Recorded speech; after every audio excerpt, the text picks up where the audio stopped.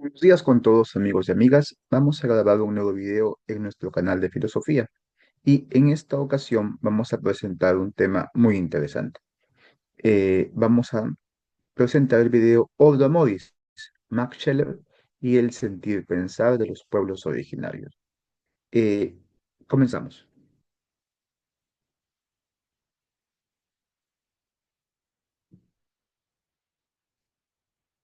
¿En qué tienen en común un filósofo europeo del siglo XX y las sabidurías ancestrales de los pueblos indígenas? En este video se propone un diálogo eh, entre Max Scheler y el sentipensar, dos maneras de desafiar la frialdad del pensamiento moderno. Vamos a ver que sí, que es posible trazar un vínculo, una suerte de diálogo, ¿no? Intercultural entre una filosofía como la de Max Scheler y ciertos componentes de las cosmovisiones de los pueblos originarios, sobre todo esto que se puede llamar sentipensar, corazonar, etc. Max Scheler es un filósofo alemán que vivió entre 1864 y 1928. Fue parte del movimiento fenomenológico, siguió pues las enseñanzas de Husserl, sobre todo en el conocido pues Husserl de las investigaciones lógicas, ¿no? Max Scheler va a criticar el racionalismo moderno y nosotros tomamos en cuenta su texto, su libro Ordo Amoris, ¿no? Orden de amor. Hay una anécdota muy curiosa que a Martin Heidegger le preguntan a qué filósofo admira y él contesta que a Max Scheler, ¿no? Y esto ya nos deja una impresión importante, porque vemos como el gran referente para Heidegger, que es para muchos un referente indiscutible en la filosofía continental, es nada menos que Max Scheler, ¿no? Y es un filósofo que tiene bastantes ideas interesantes, sugerentes, que a lo mejor deberían tomarse más en cuenta, ¿eh? Muy bien. El contenido del libro, ¿no? Brevemente quiero mencionar panorámicamente lo que encontramos en Oda Morris y luego sentarme en algunos aspectos que pueden hacer la conexión con los pueblos originarios, ¿no? El libro contiene pues un capítulo titulado Significación descriptiva y normativa del Oda Morris. Uno, mundo circundante, destino, determinación individual y obra moris. Dos, forma del obra moris. Y tres, clases del obra moris y sus exigencias de cumplimiento. Muy bien, comencemos con esto que se titula Significación descriptiva y normativa del Ordo Amoris. Me interesa mucho este concepto porque puede tranquilamente pasar a la antropología, a estudios culturales. Es un concepto, este de Ordo Amoris, bastante plástico y dinámico, ¿no? El texto comienza así. Dice, me encuentro en un me encuentro en un inmenso mundo de objetos sensibles y espirituales que conmueven incesantemente mi corazón y mis pasiones. Sé que tanto los objetos que llego a conocer como la percepción y pensamiento con que aquello que quiero, elijo, produzco, con que trato, dependen del juego de este movimiento de mi corazón. De aquí se deduce, para mí, que toda especie de autenticidad o falsedad y error de mi vida y de mis tendencias depende de que exista un orden justo y objetivo en estas incitaciones de mi amor y de mi odio, de mi inclinación y de mi aversión, de mis múltiples intereses por las cosas de este mundo y de que sea posible imprimir en mi ánimo esto, pues, ¿no? Que estamos tomando en cuenta imprimir en mi ánimo este Ordo Amoris. Muy bien. El Ordo Amoris, entonces, pues, se va a presentar, a ver, eh, desde conceptos muy fenomenológicos y que al menos en mi caso resuenan mucho a Martin Heidegger, ¿no? Estamos en el mundo, ¿no? Existimos ya inmersos en el mundo, lleno de objetos, personas, ¿no? Etcétera. Pero lo interesante de Max Scheler es que el estar en el mundo tiene una vinculación afectiva, sentimental, emotiva. Y eso pues es algo de lo que la filosofía, sobre todo moderna, no ha hablado demasiado o no ha tomado muy en cuenta. Muy bien. Esto es importante, ¿no? Que nuestro estado en el mundo depende de los juegos, de los movimientos de mi corazón. Lo que podemos llamar la dimensión afectiva es clave entonces para entender nuestro estado en el mundo, ¿no? Y fíjense, amigos y amigas, van a ver que este estado en el mundo está estructurado por este orden moris, ¿no? Un orden justo, un orden objetivo, ¿no? Que vamos a ir desenvolviéndolo poco a poco. Muy bien. Siguiente, sí, me estoy basando en pasajes, en momentos del texto, y en base a ello ir dilucidándolos. Dice lo siguiente, pero también es fundamentalmente descriptiva, pero también es fundamental descriptivamente el concepto de Old Amoris, porque es el medio de hallar tras los embrollados hechos de las acciones humanas moralmente relevantes, de los fenómenos de expresión, de voliciones, costumbres, usos y obras espirituales, la sencilla estructura de los fines más elevados que se propone. Al actuar el núcleo de una persona, la fórmula moral fundamental, según la cual existe y vive moralmente este sujeto. Por tanto, todo lo que podemos conocer nosotros de moralmente valioso en un hombre o en un grupo tiene que reducirse inmediatamente a una manera especial de organización de sus actos de amor y odio, de sus capacidades de amar o odiar, al ordo amoris que lo domina y que se expresa en todos sus movimientos, ¿no? Muy bien. Ya, la concepción o la idea descriptiva del ordo amoris es muy interesante y nos dice pues que las acciones humanas, ¿no? El quehacer, los fenómenos volitivos, ¿no? Etcétera, digamos la dimensión moral del hombre, ética del hombre, tiene una estructura cuyo núcleo, tiene una estructura cuyo núcleo es el amor. Yo lo entiendo más o menos así, que en nuestra vida, en nuestra vida ética, moral, hay una especie de jerarquía donde lo más valioso es lo que más amamos, lo más valioso es lo más amado, que el amor pone algo así como una especie de, digamos así, de objetos que mientras más los amamos, están más cercanos, son más valiosos, son más queridos para nosotros. Y claro, hay objetos que amamos menos, que nos son indiferentes y que por último odiamos. Y que eso ya va a construir una jerarquía, pues, axiológica, ¿no? Es decir, el idea es, también podemos decirlo así, que el amor ordena nuestro mundo. El amor pone cierta estructura valorativa en las cosas, que estas no nos son indiferentes, ¿no? Siempre nos afectan de alguna u otra forma.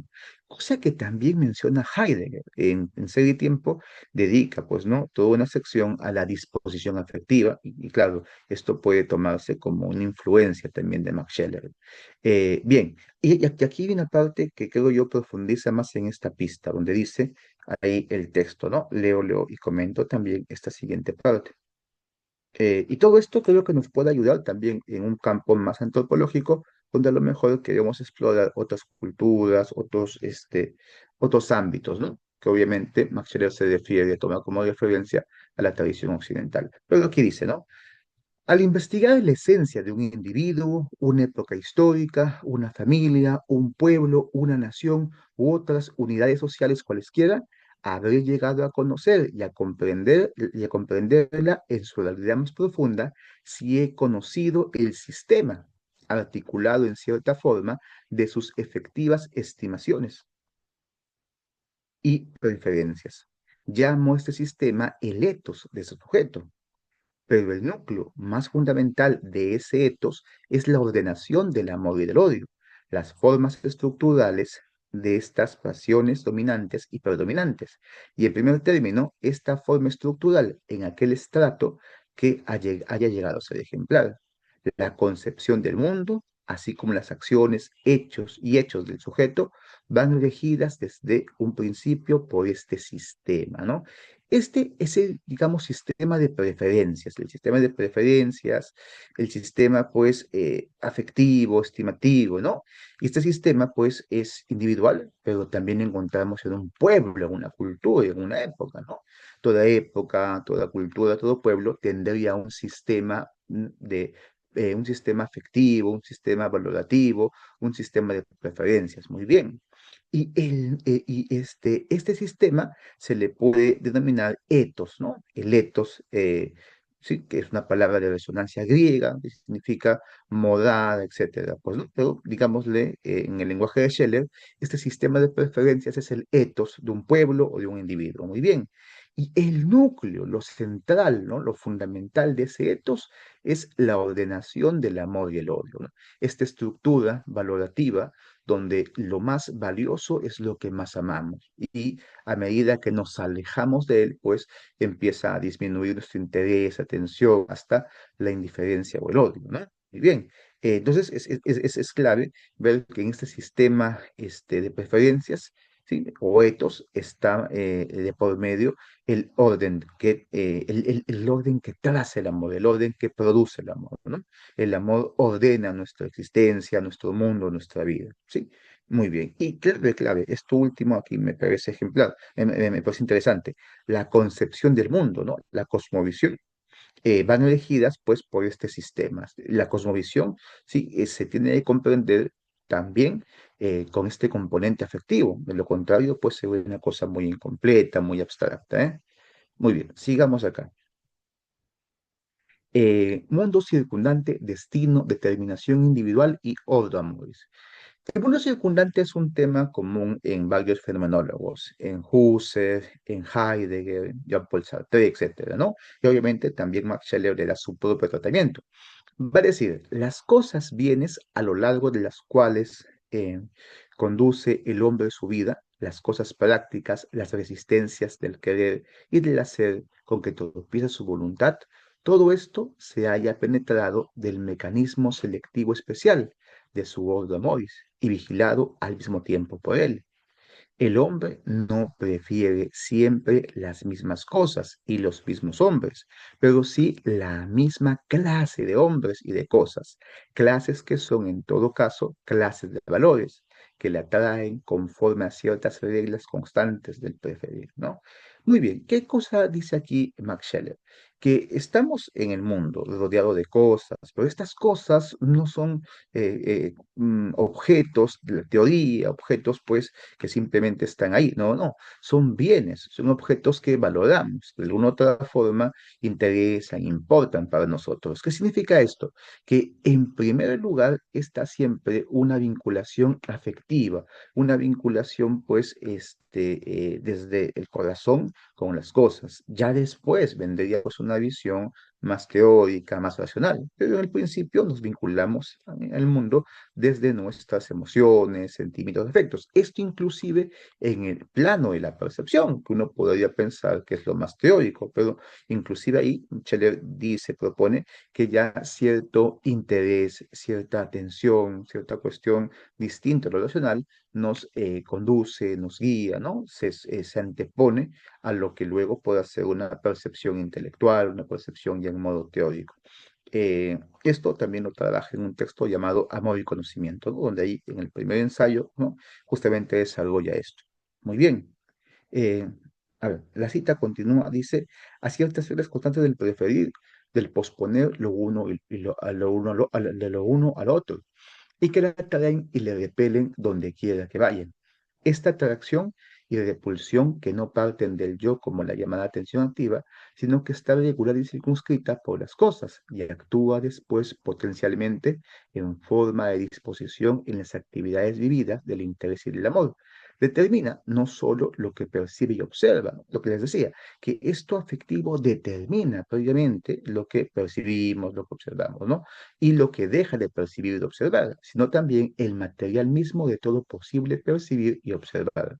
Las cosas reales suelen anunciarse en el umbral de nuestro mundo circundante con un toque de corneta que precede como una señal a la unidad de la percepción, como una señal que parte de las cosas y no de nuestras vivencias, como diciendo, ahí va esto, y oriundas de las más remotas lejanías del mundo, penetran como miembros suyos en el mundo circundante.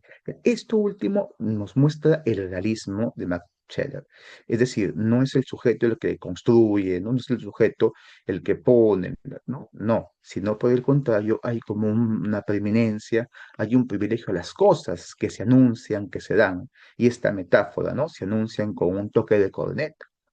Es algo así como si las cosas se anuncian antes de entrar en contacto con el hombre, ¿no? Que entra en contacto por una cuestión más afectiva, más de disposición de ánimo, ¿eh? Muy bien. Luego hay algo bien interesante, ¿eh? Esto de repente lo comento abstractamente. La concepción que tiene Max Scheler de destino es bastante compleja y muy alejada de lo que pudiese creerse con la palabra destino. Tiene que ver con la unidad del mundo y de la vida, del hombre y la vida. Hay algo así como una conexión entre nuestras vivencias, una suerte de causalidad existencial, ¿no? De continuidad entre lo que nos pasa. Y claro, uno pues puede encontrar ahí que se da un orden, cierta coherencia. Bueno, a eso le podemos llamar nuestro destino, ¿no? Que no tiene las connotaciones de repente antiguas, no, sino que es básicamente entender la vida de un modo ordenado, de un modo estructurado, ¿no? Muy bien.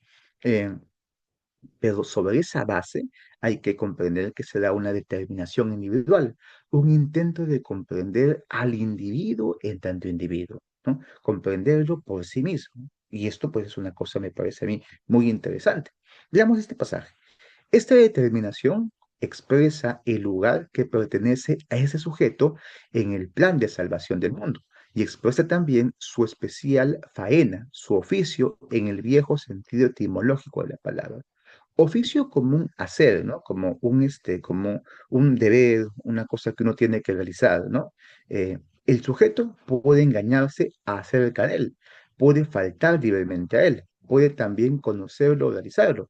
Si tratamos de juzgar y medir a un sujeto de modo moralmente completo, tendremos que tener ante nuestro espíritu, junto con las normas universales, la idea de la determinación individual exclusiva de él y no nuestra ni de otro no, y no nuestra ni de otro sujeto cualquiera.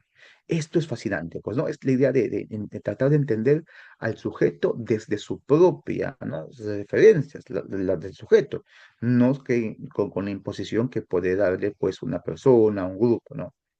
Y se continúa la cita, ¿no? Y he intentado, dice, no, ya, sí, sigamos acá, dice el autor. Eh, ya, dentro de esta constelación de conceptos, ¿no?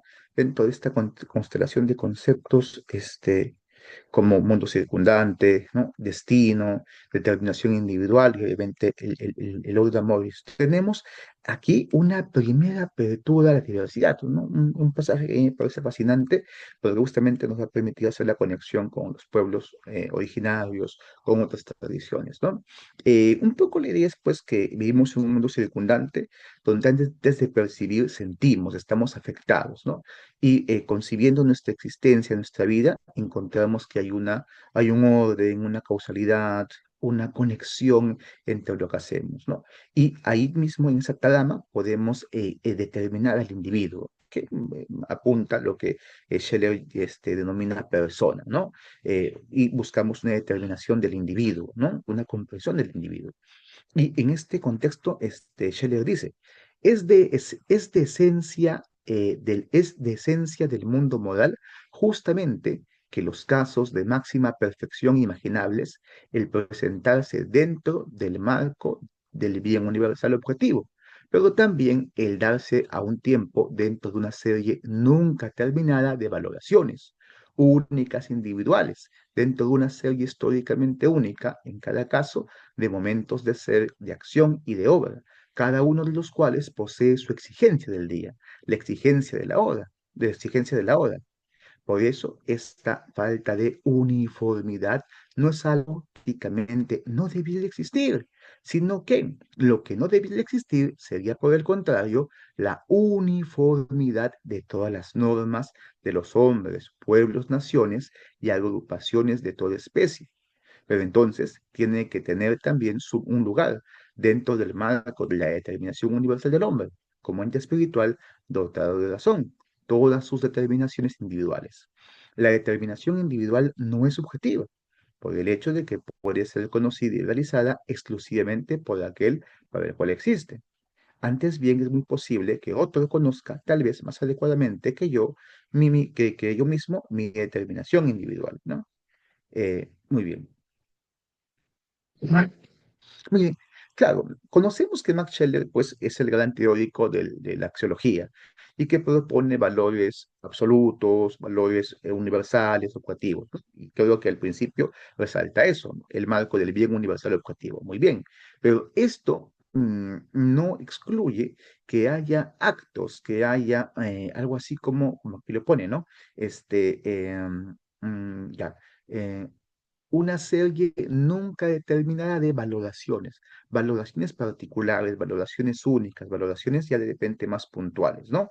Parece ser de que no hay una exclusión, sino que dentro de este marco del bien universal objetivo se da una interminable serie de valoraciones. Y lo interesante es que esas valoraciones son diversas, son diferentes, varían entre sí. Lo que más bien parece ser que no existe o no debía de existir es la uniformidad de valoraciones. Y por el contrario, esta diversidad de valoraciones parece ser de que es tomada como positivo, como algo que más bien enriquece, que más bien produce, ¿no? Cierta ganancia en la comprensión del ser humano. Y que, miren ustedes, lo adjudica a los pueblos, naciones, ¿no? Grupos humanos, ¿no? Muy bien, y que a su vez esto ayuda también a comprender en más profundidad al individuo, pues no. Y luego aquí viene un pasaje donde Max Scheler pues apunta de que sí, es cierto, hay un destino, pero este destino no anula la libertad, sino por el contrario, la libertad se sobrepone, la libertad supera este destino, ¿no? Eh, que creo que esto es interesante, podemos leerlo. Aunque el destino y la estructura ambiente no se hayan, por tanto, libremente elegidos, sin embargo, puede el hombre, como persona libre, comportarse ante ellos de muy diversa manera. Puede encontrarse tan constreñido por el destino que no llegue ni a saber qué es su destino, como pez en el acuario. Claro, está dentro del flujo de la vida y de la existencia que ni siquiera le para en ello, pues no, pero puede también estar por encima de este, conociéndole. Puede además entregarse a él o oponerle resistencia. Más aún, en todo grado de perfección, puede inclusive, como lo haremos ver, deshacer por lo menos, transformar radicalmente tanto la estructura misma del mundo circundante como su propio destino. Pues no, es lo que dijimos, que si bien hay un destino, también somos libres y podemos contraponernos, podemos de una u otra forma ganar libertad, ¿sí? Muy bien. Y bueno, ya en la siguiente parte la forma del obra Morris, ahí Max Scheler pues da varios conceptos, definiciones, ¿no? Intentos de conceptos, de definición de un fenómeno tan rico, tan profundo como el amor. Donde, por ejemplo, dice, ¿no? El amor es la tendencia, el acto que trata de conducir cada cosa hacia la perfección de valor que le es peculiar. Y entonces tiene una función edificadora, ¿no? El amor como pues un acto de crecimiento, un acto pues, de acercamiento a los valores que Max Scheler señala. El amor del hombre es tan solo una variedad especial, una función parcial de esta fuerza universal que actúa en todo, ¿no? El amor. Siempre fue el amor para nosotros algo dinámico, un devenir, un crecer, un brotar de las cosas en la dirección de su prototipo que se halla en Dios. Claro, no es el amor romántico, no es el amor entre personas, sino la idea de un amor cósmico, un amor que está en todas las cosas, ¿no? Un amor que, en el caso de Scheller, como cristiano de repente ahí, pues, busca el acercamiento a Dios, pues, ¿no? Pero es un concepto muy interesante, porque de una u otra forma, va más allá, pues, ¿no? De esta concepción de repente ordinaria, ¿no? Del amor, pues, de pareja como lo único que puede llamarse amor. No, y va más allá, Max Scheller. El amor como trascendencia, ¿no? Y ahí sí, pues esto es bastante fenomenológico, bastante husserliano, ¿no? Esto de la intencionalidad que es un salir de sí, pero en este caso es afectivo, en este caso es el amor como un acto intencional que rompe la subjetividad, rompe el encierro de la subjetividad y nos conecta con el mundo, con los otros, con las personas, ¿no? Y bueno, aquí también hay un pasaje muy interesante que también nos acerca a una concepción intercultural. Dice, su objetivo etos, esto es, las normas de su preferencia, determinan también la estructura y contenido de su concepción del mundo, de su conocimiento del mundo, de su pensar del mundo y además su voluntad de entrega o dominación en y sobre las cosas. Y esto, lo mismo tratándose de individuos que de razas, naciones, siglos culturales, para familias y pueblos, para partidos, clases y castas y condiciones. Dentro del orden de valores humanamente universal, sean asignadas ciertas cualidades de valores a cada una de las formas particulares del humano, y solamente su armonía, su justo acoplamiento en la construcción de un mundo cultural común puede expresar toda la grandeza y amplitud del espíritu humano, ¿eh? Qué hermoso. La idea sería que cada cultura, cada pueblo tendría su propia forma de valoración, sus propios valores, y que esto no esté en contradicción con lo que dijo, ¿no? El valor universal del bien, no, no, sino por el contrario, sino que construirían juntos un mundo más plural, un mundo diverso. Esto me hace recordar mucho a Herder, ¿no? Y al menos contemporáneamente, cómo interpreta Charles Taylor a Herder, ¿no? Porque también ahí pues un destacar que este filósofo y también Scheller valoran la diversidad, la pluralidad de pueblos, de culturas. Y en este caso, Scheller, pues el tema axiológico, ¿no? Y cada pueblo tendría una forma particular, peculiar, propia de valoración, que sería pues algo que hay que tomar en cuenta, ¿eh? Muy bien, este, sigamos. Claro, ya en esta parte del texto también va a aludirse a las formas deformadas del amor, ¿no? Scheller también estudia, menciona las desviaciones del amor, ¿no? El sentimiento, el amor posesivo, el amor idolátrico, el amor sentimentalista, estético. A mí me llama más la atención esto del amor idolátrico porque lo trabaja de repente un poco más en detalle. Aquí Scheller comienza con el tema del encaprichamiento y luego esto nos lleva al amor idolátrico, la teoría secas, que en buena cuenta consiste en una confusión metafísica, en que la persona toma algo relativo como si fuera absoluto. Ama a algo que es finito, que es mortal, trascendente, cuando a lo que debería apuntar es amar a lo eterno, a lo trascendente, ¿no? Amar a Dios, ¿no? Para Scheller, el amor es siempre un amor a Dios, y desde el amor a Dios es que amamos a las cosas, ¿no? Amamos de repente, no sé, la naturaleza, una pareja, a las personas, etcétera. Pero es primero el amor hacia Dios, que es algo así como el referente absoluto.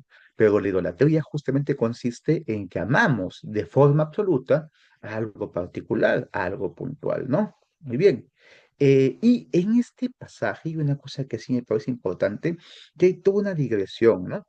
Acerca, pues, de cómo el mundo moderno, ¿sí? El mundo occidental moderno no comprendió esto, no comprendió lo afectivo, no comprendió estos temas del corazón, más bien los dejó de lado y algunos modernos, ¿no? Como Pascal, por ejemplo, que se menciona, sí, lo tomaron en cuenta, pero fueron pues como una isla, ¿no?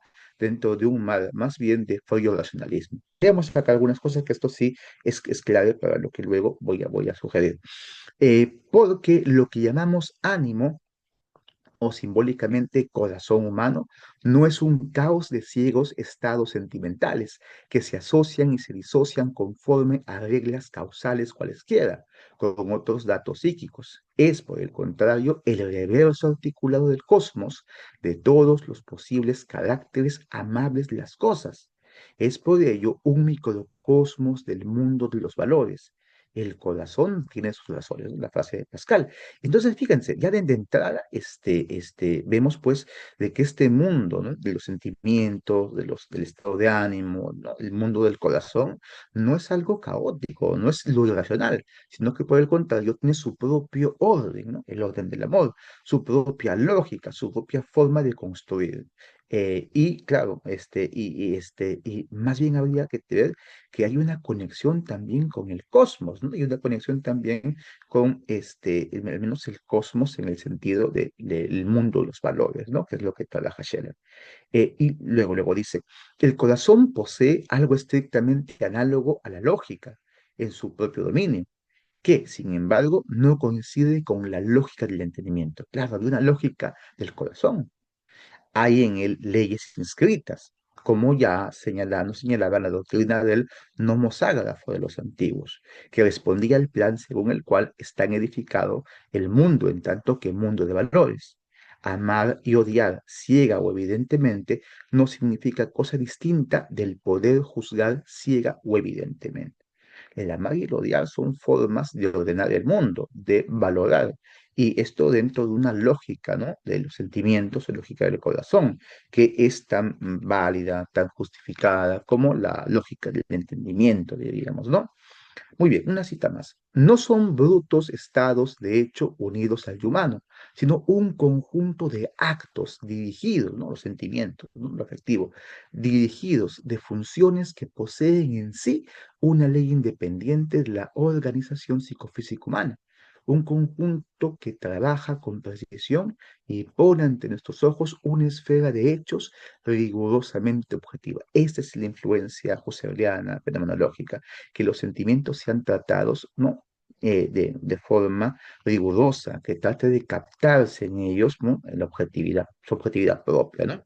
La más fundamental y objetiva entre todas las posibles esferas de hechos, lo cual persistiría aun cuando desapareciera del universo el Homo sapiens, al igual que la verdad de la proposición 2 por 2 son 4. Esto me hace recordar mucho este pasaje de Ideas 1, donde Husserl habla de la aniquilación del mundo, ¿no?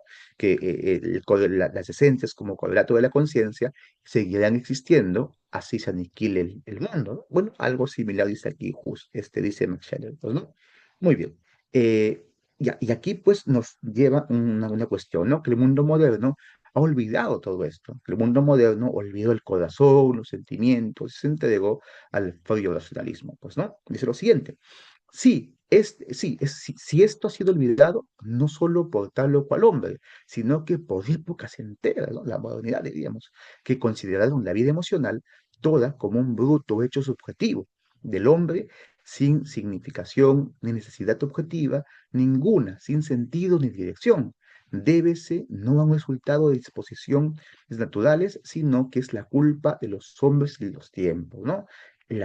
Parece ser de que la época no estuvo a la altura del tema, que la época no pudo comprender este tema, esta cuestión. Pero si bien, digámoslo sintéticamente, la modernidad occidental europea, ¿no?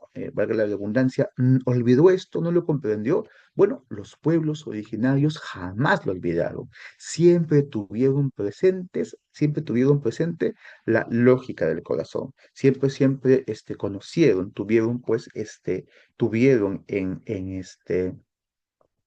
en su bagaje esta idea clave, ¿no? Y por ejemplo, aquí cito un pasaje de los comentarios de los incas, que es un pasaje muy emotivo, muy lleno de esto que a Chile le gustaría, ¿no? De estas cuestiones sentimentales, porque Garcilaso recuerda a su mamá, recuerda a sus tíos y recuerda las conversaciones que tenían, las conversaciones familiares, cuando llegaban a su casa y recordaban tiempos pasados y se ponían todos sentimentales, etcétera. Y un buen día, él ya siendo adolescente, se atreve, ¿no? A preguntarle a uno de sus tíos acerca de las historias de los incas, de sus leyendas, mitos, etcétera, ¿no? Y pues esta persona, este inca, ¿no? Le dice, sobrino, yo te diré de muy buena gana. A ti te conviene oírlas y guárdalas en el corazón. Esta frase es clave, ¿no? Claro, aquí Garcilaso dice que así se refleja en la memoria, sí, pero al igual que muchos pueblos en la antigüedad, en el mundo andino prehispánico se le daba una importancia fundamental al corazón, porque se creía que pensábamos, que razonáramos desde el corazón y con el corazón, ¿no? El sunhui. Y que este sunhui, además, era fuente, ¿no? Fuente de la vida, fuente del kama, y que era indispensable para que hubiese, pues, algo así como el bienestar del cuerpo, pues, ¿no? Además de que el corazón estaba ritualizado, había muchas prácticas vinculadas con este órgano. Así es que es una cuestión clave, ¿no? Y además esto se expresa en que en el mundo andino, ¿no? Particularmente en este pueblo originario, el mundo andino, hay tuvo una concepción de la afectividad y en su relación con el mundo, en el caso de domesticación o más específicamente la crianza. Hay un libro muy interesante llamado Criar la vida de Juan Van Kessel, donde justamente muestra que la diferencia entre el occidental y el andino es que, claro, el occidental se vincula con los animales, la domesticación, desde una razón instrumental, desde una razón que busca la ganancia, ¿no? Obtener siempre un beneficio. En el mundo andino es diferente, hay una relación afectiva, ¿no? Que Iván Kessel llama cariño. Pero hay una idea que encaja con, hay una idea de Scheller que encaja con esto, porque desde Scheller diríamos, el hombre andino ama a aquello que domestica. Y por ese motivo busca que se perfeccione, busca que crezca, busca que embellezca, busca que alcance su máximo grado de desarrollo, ¿no? Que se acerque de repente a una esfera, ¿no? Una esfera valorativa superior, ¿no? El amar significa eso, hacer crecer, ¿no? Y esto el hombre andino lo pone en práctica con las plantas, animales, con los otros humanos, ¿no? Y hay una relación de crianza mutua, una relación de amor, afecto mutuo, pues, ¿no? Que es importante tener en cuenta. Y esto también se puede ver ya muy contemporáneamente en conceptos hoy en día como el sentipensar, ¿no? Que ya las epistemologías del sur, las epistemologías decoloniales toman en cuenta, trabajan, ¿no? Le dicen sentipensar, le dicen corazonar, pero a lo que apuntan es que en los pueblos originarios se teoretiza el mundo, pero con una gran influencia emotiva, afectiva. No hay algo así como un racionalismo puro, frío, no, no, sino que ya nuestros sentimientos abren el mundo y nos permiten comprender el mundo. Los indígenas, los pueblos andinos, amazónicos, tendrían una sensibilidad pensante, un corazonar. Y esto, claro, se puede enriquecer la comprensión de todo esto si tomamos en cuenta muchos de los conceptos que trabaja Max Scheler, ¿no? Estos que han aparecido en su texto Old Morris es una muestra, ¿no? Porque ya hay otros textos donde el autor desarrolla más en profundidad estos temas, ¿eh? Y yo pienso que sí, sería importante tener en cuenta esta relación, ¿eh? Aquí dejo una pequeña tabla comparativa que nos puede ayudar a esquematizar lo que estamos diciendo, lo que estamos, pues, proponiendo, pues, ¿no? Este, esos tipos de saber, fundamento, crítica, ¿no? Ahí ya de modo más sencillo puede verse, ¿no? Como hay una misma sintonía, ¿no? Podemos ver una sintonía común entre Max Scheler y este sentipensar indígena, que pueden entrar en diálogo y uno puede aprender del otro, ¿no? Yo creo que los pueblos andinos, o el estudio de los pueblos andinos, el estudio filosófico, podría aprender mucho de lo que plantea pues el filósofo alemán Max Scheler. Bien, amigos y amigas, muchas gracias por su atención. Este ha sido nuestro video, ¿no? Tratando de poner este acento, este énfasis en el tema emotivo, en el tema afectivo, como clave para comprender al mundo andino u otros mundos, y tomando, rescatando algunas ideas de este importante filósofo Max Scheler. Muchas gracias y será hasta el próximo video.